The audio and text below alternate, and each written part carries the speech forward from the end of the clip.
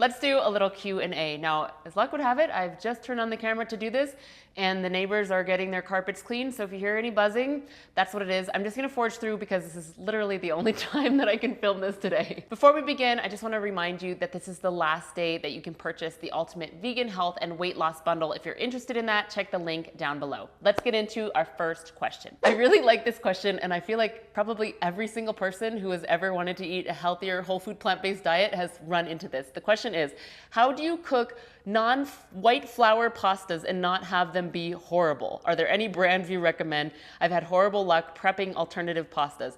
Yes, my friend, I hear you, because most of these are horrible. I'm not gonna lie, like they're just disgusting. My best advice is to just keep trying different brands until you land on one that you personally like, because yeah, a lot of them are really gross, and I don't like a lot of them either. The one that I like the most and what I've stuck to the longest is the organic millet and brown rice. They're actually ramen noodles from Lotus Foods. These taste really good. Like, I feel like I can eat them in an Italian dish as my pasta of choice. I can eat them in an Asian dish or for actual using them as ramen, and they're actually really good. They don't have there's some of those pastas that just make everything so disgusting and they're just slimy and gross. So I really like those. I would recommend trying those out. Another one that is not bad in my opinion is the Trader Joe's brand. Again, it's like a quinoa brown rice mix. I've not found any sort of lentil pastas or chickpea pastas or bean pastas that I really enjoy, but I know some of the people that I work with have found some that they like. Just keep trying. Another thing you can do is after you've cooked them, rinse them well in the colander to just get rid of that gross slime that comes along with it.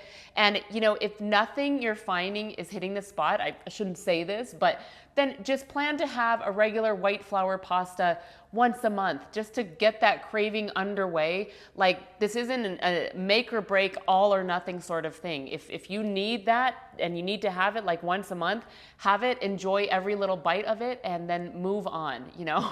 The next question is looking for high protein options that are not eggs and seafood. This person is currently doing eggs and seafood, you know, little bits with a whole food plant-based diet for the rest of the time, and they don't feel as full when they don't add those things in. So my biggest suggestion for you is beans. Beans are a really great source of protein. They're super high in fiber, and they allow you to have that satisfying feeling. I can say for myself, one of the things that was really challenging for me when I was trying to lose weight after my last pregnancy was that I just wasn't feeling satisfied. And if you're not feeling satisfied, it's gonna only just be a matter of time until you abandon what you're trying to do because you're hungry. And if you're hungry, it just doesn't work. So look to things that are whole food sources. So lentils, you can use that to bulk up different recipes. Like if you're doing a bolognese or something like that, you can pop in some lentils in there and keep it a little bit heartier. You could do things like edamame, which are whole soybeans. You can steam those, have those for a snack, or put them into a meal. Having a couple servings of beans, for me personally, and what I recommend to my clients, is something that will really help you stay satisfied, more so than the starches, in my opinion and my experience. So if you're not having the beans in there, or the lentils, legumes, in some capacity on a daily basis, most likely you are gonna feel a little bit hungrier. These will help you stay full. My other tip is, you know, of course, I'm vegan for ethical reasons, but you may be watching this and maybe you're not and you never plan to be, but you can still reap all the benefits from eating a whole food plant-based diet 90% of the time. And then 10% of the time, that could look like having an egg or seafood once a week, or twice a month, something like that. So if you really feel you're at this place where you're not willing or ready to go completely to eating only plant foods, then have that as an option. You know, again, it just like I said in the last one, it doesn't have to be all or nothing. Give yourself a little bit of leeway, and then down the line you may find that you're ready to adjust or move forward, or you may find that that's where you want to stay and that feels good. It doesn't matter what everybody else in the world and on YouTube is telling you. What is going to work for you right now? That's my biggest advice with that. But beans for sure will help you stay more satisfied. Okay, next up, someone asked about my sauna routine. I talked about this briefly in another video, which I will link down below. I've been regularly using a sauna for about 3 years now, and it's been extremely beneficial to me. If you're brand new to this and you're wanting to do some research, I would research infrared saunas. These are going to be the most beneficial, and this is what I'm going to get in the future. I either take a shower or I take a bath first, just clean off. You don't want to go in the sauna with any products on your body because you're really opening up your pores and you're trying to detox and not get more things into your system. So go in clean. I go naked because I'm in my house and I'm alone, but obviously if you're in a public sauna, then just wear a bathing suit or something that's not going to be too obstructive to you being able to sweat, because that's the whole point. Sweating plays such an essential role in detoxification, and our skin is actually referred to as the third kidney because it is a way of elimination. Our skin can eliminate as much toxins or as many toxins as our bowels, our lungs, and our kidneys. So it is something that you want to be doing. If you are somebody who does not sweat regularly, you really need to sweat, whether that's going outside and being in the sun and doing some physical activity, getting your sweat going, or, sauna use. Sauna use has been important to me because I don't sweat a ton, but as you use the sauna more and more, you will find that you sweat more and more. If you have a low functioning thyroid, or if you lead a really sedentary life, you'll find that you don't sweat a lot, and this can be something that you really want to work at because you need to sweat. Our layers of skin can become stagnant and just have a lot of toxicity in them. This is where you're going to see things like rosacea, skin rashes, acne, dermatitis, dandruff, things like this. I typically go in my little portable sauna for about a half hour. The temperature is lower than a regular sauna, so if you're just starting out and you're in like an actual stable sauna, then maybe 10 to 15 minutes is good. You don't want to be in there so long that you're hating your life. You want to get a good sweat going.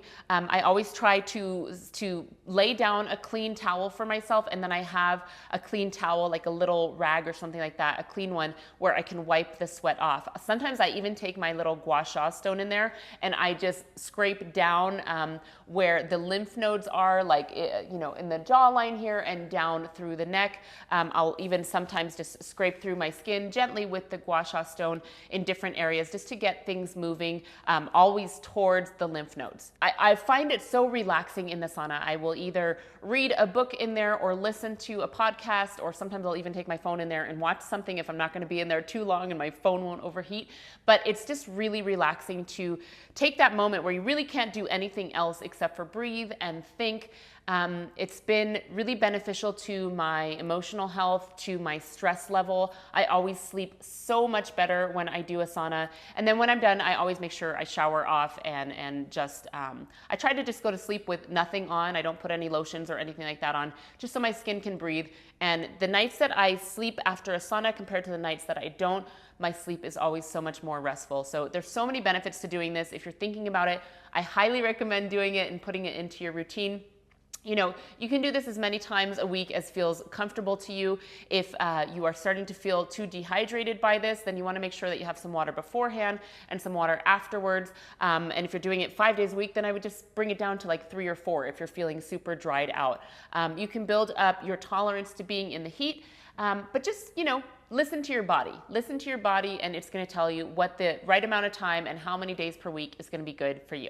The next question asks, how do you determine optimal weight, BMI, and the like? So with everybody, I think that, all of these structures that are created to be helpful to us, you have to take it also, there is no proper weight that you particularly need to be at. You need to be at a weight that is going to keep you healthy, that is going to allow you to move your body regularly, that is going to allow you to be free from lifestyle diseases like type 2 diabetes, cancer, heart disease, those kinds of things. So that is the ultimate goal really for optimal health, optimal weight. But there are these tools out there that can be helpful. You can just Google what is the correct weight for male, female at 5'6", and it will give you a general recommendation information. Another thing that you can do is just Google how to calculate your BMI. That's always really helpful as well. Definitely, if you're trying to figure that out, use those tools as a help for you. It's always important to have a really clear depiction of where you are on your start to getting healthy, and to know where that is and to know where you want to go. But then it's just a matter of continuing to make little tiny small healthy changes every single day to get from where you are to where you want to go. My next question is, what did I eat while I was pregnant? I'm imagining this person is pregnant right now and they're just trying to look for some options. If you're trying to eat whole food plant-based, primarily, you're going to eat the same thing that you would normally eat on a regular whole food plant-based diet. Just most likely, you'll probably need a little bit more. Depending on the trimester that you're in, you might have certain food aversions, and you might have things that you're craving. And so just listen to your body. If you're really craving something junky, is there another like vegan or whole food plant-based recipe that you can make instead at home? For example, if you're craving Chipotle and all you want to do is eat Chipotle all day long, find a recipe for a burrito. I've got one on my website that is going to be helpful and kind of mimics that, but you can make it home. Anything you make at home is always going to be so much healthier. You're going to reduce the amount of oil and preservatives and salt that you would typically get when you're going out. So if you can make, with our burrito example, a bean burrito at home that really hits all those craving spots, you're going to be eating something so much better for yourself and for your baby in the womb. I think it's really important, or what I always thought about when I was pregnant, is I am eating to nourish my own body, but I'm also, a human is being built inside me, and I don't want them to be built on gummy worms and cheeseburgers. I want them to be built on nutritious, nutrient-dense foods that are going to serve them well, because we as mamas get to really have quite a lot of control. We are the only ones who have control over that when we are pregnant, and then especially when they're young, we get to dictate what they are eating and consuming. And a lot of their cravings and their desires as people when they're out of the womb come from the time when they are in the womb. So my biggest suggestion is that you eat healthy, keeping it as close to the whole form as possible. Obviously, there's times when you want something, a craving, or something's just not getting out of your head, or you have an aversion to eating a ton of greens. So finding a way around that is super important. If you have an aversion to greens, green smoothies were always something that I did, especially in the first trimester. And if I couldn't handle greens at all, I would just do big fruit smoothies. The hydration from fruit for me personally was a big thing in both of my pregnancies. I ate so much watermelon. I'm surprised a watermelon didn't come out. And just lots of smoothies and citrus, and these things were very hydrating to me. And both of my kids actually really love fruits, and they love watermelon, and they love citrus, and they love those hydrating things. So I feel like there's definitely a correlation between that. Regarding other things that I ate when I was pregnant, I always had a pretty dense meal, something that contained starches like root vegetables, potatoes, sweet potatoes, or whole intact grains. I did some beans. I, of course, did pasta, because like, who doesn't like pasta? And I did lots of Mexican food, Indian food, whatever I was craving. It was important to me to just find a whole food plant-based way to get that underway. And did I have things like vegan brownies?